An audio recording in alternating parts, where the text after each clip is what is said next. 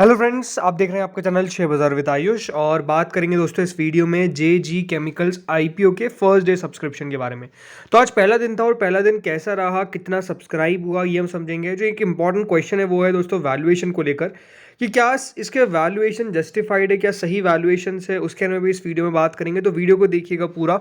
लेकिन उससे पहले फ्रेंड्स, अभी तक अगर आपने चैनल को सब्सक्राइब नहीं किया है तो सबसे पहले आप चैनल को जरूर सब्सक्राइब कर लीजिएगा।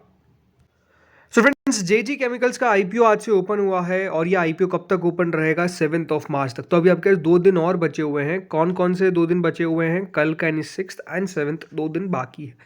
10 रुपये की इसकी फेस वैल्यू है। 210 से 221 रुपये का इसका प्राइस बैंड है। बट ये बात ध्यान रखिएगा, हमेशा आपको जो शेयर है वो अपर प्राइस बैंड पर ही मिलेगा, तो 221 रुपये पे ही अप्लाई करना है। 67 शेयर आपको कुल मिलाकर मिलेंगे सिंगल लॉट के अंदर। 251.19 करोड़ का ये आईपीओ है, जिसमें से 165 करोड़ का तो फ्रेश इशू है और बाकी का बचा हुआ 86.19 करोड़ का है offer for sale. BSE NSE दोनों पर इसकी लिस्टिंग आपको देखने को मिलने वाली है। दोस्तों, इस आईपीओ में एक एप्लीकेशन लगाने के लिए आपको कुल मिलाकर 67 शेयर्स मिलेंगे, यानी एक लॉट में 67 शेयर्स मिलेंगे, जिसकी वैल्यू होने वाली है 14,807 रुपीज़।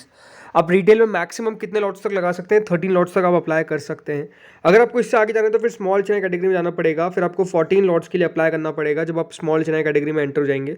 कुल मिलाकर 938 शेयर्स मिलेंगे उसमें और 2,07,000 ऑलमोस्ट 300 रुपये आपको उसमें पे करने पड़ेंगे। अगर आपको इससे भी आगे जाना है तो फिर दोस्तों बिग एच कैटेगरी है। 68 लॉट्स के लिए आपको कुल मिलाकर 10,06,876 रुपीज़ पे करने पड़ेंगे। तो इस तरीके से दोस्तों जो यहाँ पर प्राइस है वो यहाँ पर तय किया गया है। दोस्तों, सब्सक्रिप्शन से पहले समझते हैं कि कितने कितने शेयर्स ऑफर किए गए हर एक कैटेगरी को। तो दोस्तों, कल कंपनी ने 75.36 करोड़ अपने रेस करे फ्रॉम द रैंकर इन्वेस्टर्स। उनको 30% ऑफ द इशू जो है वो दे दिया गया है। इसके बाद दोस्तों क्यूआईबीज आते हैं जिनको 50.24 करोड़ शेयर्स दिए जाएंगे। 20% ऑफ द इशू, होल 100% में से 20% इशू जो है वो क्यूआईबीज का रहेगा। फिर दोस्तों बचता है बाकी का, यहाँ पर जो 50% है उसमें से 15% मिलेगा एचएनआई कैटेगरी को, करीबन 37.68 करोड़ के शेयर्स, यानी ऑलमोस्ट 15% ऑफ द इशू। इसमें से बिग एचएनआई को 25.12 करोड़ जो 10% है, और स्मॉल एचएनआई को 5%। बिकॉज याद रखिएगा, एनआईए की 2 कैटेगरीज होती है, एक बिग और एक स्मॉल। तो बिग को कितना दिया गया है? 15% में से 10% और स्मॉल एचएनआई को दिया गया है 15 में से 5%।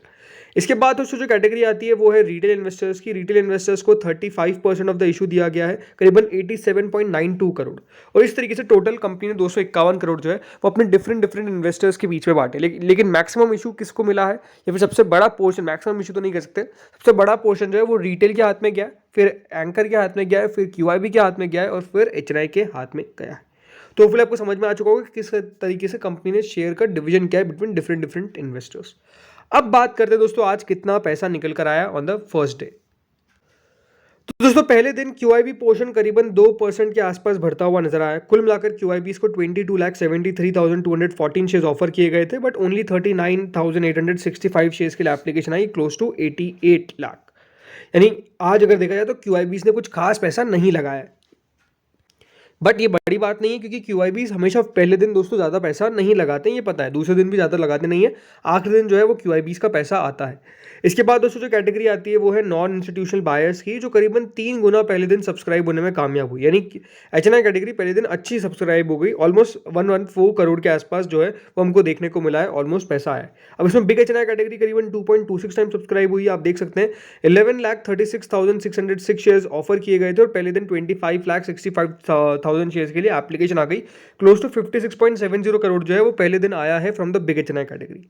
अब अगली कैटेगरी जो आती है वो है स्मॉल एचएनआई की, जिनको करीबन 4.56 जो टाइम्स है वो इशू को सब्सक्राइब करा है। कुल मिलाकर 5,68,303 शेयर्स ऑफर किए गए थे एंड 25,93,905 शेयर्स के लिए पहले दिन एप्लीकेशन देखने को मिली। Close to 57 crore small HNI ने पहले दिन आज इस इशू में लगाया है। इसके बाद दोस्तों जो कैटेगरी आती है वो है रिटेल इन्वेस्टर्स की, जो करीबन 3.85 टाइम सब्सक्राइब होने में कामयाब हुई।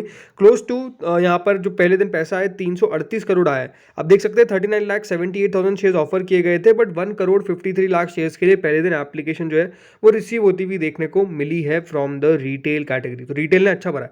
टोटल मिलाकर जो इशू है दोस्तों पहले दिन में 2.58 टाइम सब्सक्राइब होने में कामयाब हुआ। कुल मिलाकर 453 करोड़ 453.39 करोड़ टू प्रिसाइज आज इतना पैसा जो है वो इस आईपीओ में रिसीव हुआ है। राइट, तो पहले दिन सब्सक्रिप्शन तो बढ़िया हमको देखने को मिला, लेकिन जो एक शुरुआत में क्वेश्चन था वो यही है कि क्या इस आईपीओ की वैल्यूएशन सही है। राइट, तो देखिए वैल्यूएशन को अगर आप खुद देखेंगे तो दोस्तों जो जेजी केमिकल्स यहाँ पर वैल्यूएशन मांग रही है post price to earning almost 20 का, और जो इसके रिलेटेड पीयर्स है, राइट, जो रिलेटेड कंपनीज है, उनको अगर आप देखेंगे, जैसे राज रतन ग्लोबल वायर है, ये ऑलमोस्ट 33.43 की प्राइस टर्निंग पे ट्रेड करती है। नौसिल लिमिटेड ऑलमोस्ट 30.97 की प्राइस टर्निंग पे ट्रेड करती है। यशो इंडस्ट्रीज 30 की प्राइस टर्निंग पे ट्रेड करती है। यानी ये बात जरूर है कि दोस्तों, अगर कंपनी 20 के प्राइस टर्निंग पे अपना आईपीओ लेकर आ रही है, तो ये जरूर है कि जो इंडस्ट्री में जो बाकी कंपनी ट्रेड कर रही है उनसे नीचे ट्रेड कर रही है। एटलीस्ट यहाँ पर हम कह सकते हैं कि जो पी एक्सपांशन का यहाँ पर है, ये 50% का पी एक्सपांशन हो सकता है अगर इस तरीके से देखा जाए। बट ये बात ध्यान रखिएगा, मार्केट डिफरेंट कंपनीज को डिफरेंट टाइप्स का वैल्यूएशन देता है। ज़रूरी नहीं है कि अगर ऑटो की एक कंपनी है, फॉर एग्जांपल हम लेते हैं, तो ऑटो में अगर कोई किसी कंपनी को लेट्स से 50 का प्राइस टर्निंग मिल रहा है, तो ज़रूरी नहीं कि सब कंपनीज को 50 का प्राइस टर्निंग मिले। देखिए, हर कंपनी की एफिशिएंसी अलग होती है, हर कंपनी के फंडामेंटल्स अलग होते हैं।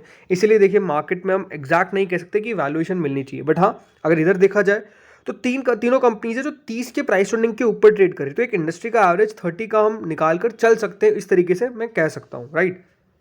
तो उस हिसाब से अगर देखा है तो वैल्यूएशन कंपनी की एक्सपेंसिव नजर नहीं आती है, बल्कि कंपनी ने ऐसा लगता है कि जगह छोड़िए अगर मैं यहां पर चलता हूं according to the price to earning of the company, right.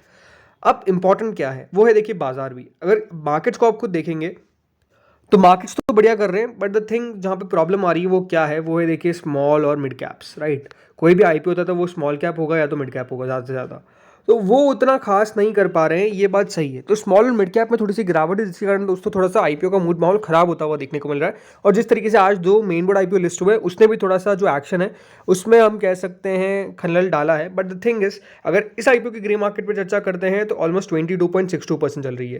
देखिए, ग्रे मार्केट में तो यहाँ पर भी गिरावट आई है, बिकॉज 27% तक इसकी ग्रे मार्केट चल रही थी और वहाँ से 22-23% पर आ गई। बट स्टिल ग्रे मार्केट ऊपर है। लेकिन इस बात का ध्यान रखिएगा, क्योंकि जो करंट मार्केट कंडीशन है, स्पेसिफिकली मैं बात कर रहा हूँ स्मॉल कैप मिड कैप की, वो दोस्तों उतनी अच्छी नज़र नहीं आ रही है। तो इस इशू में मेरे हिसाब से आप अगर लगा रहे तो थोड़ा सा रिस्क इन्वॉल्व होगा। इसकी पॉसिबिलिटी है कि देखिए, यहाँ पर अगर 22% दिखा रहे तो 10% भी ऊपर लेस हो जाए, 15 भी हो जाए, 20 भी हो जाए, या फिर 5% नीचे भी लेस हो जाए। उस तरीके का रिस्क मेरे हिसाब से देखिए यहाँ पर पोजेस करता है। सिंपल सी बात है, क्यों? बिकॉज आज की लिस्टिंग को हम देखकर कह सकते हैं, राइट। तो ये ज़रूरी है कि आपको उस तरीके से दोस्तों सोचना है। अगेन, कोई भी फाइनेंशियल डिसीजन फाइनल आपका ही है, मैं इस पर कोई डाउट नहीं है। ये जस्ट मेरा ओपिनियन है जो आपके साथ मैं शेयर कर रहा हूँ। बाकी आपका जो भी यहाँ पर डिसीजन है वो अपने फाइनेंशियल एडवाइजर से आपको कंसल्ट करके लेना है और फिर डिसीजन लेना है। बट मेरे हिसाब से इसके अंदर दोस्तों ये लेकर चलिएगा, अगर कोई लगा रहा है कि 5% नीचे अगर खुल भी जाए तो क्या मैं होल्ड कर सकता हूँ, राइट। मतलब क्या अगर डिस्काउंट में लिस्ट हो भी जाए तो क्या मैं होल्ड कर सकता हूँ, वो आपको सोच के चलना चाहिए। चांसेस पूरे हैं कि देखिए लिस्टिंग गेन होगा, बट अगेन कुछ कह नहीं सकते, ये बात भी आपको समझ में आनी चाहिए। तो फ्रेंड्स, इस वीडियो में इतना ही था। होपफुली आपको वीडियो बढ़िया लगा होगा, लेकिन आप लोगों का क्या व्यू है इस कंपनी को लेकर बताइएगा कमेंट सेक्शन में। Thank you friends for watching this video.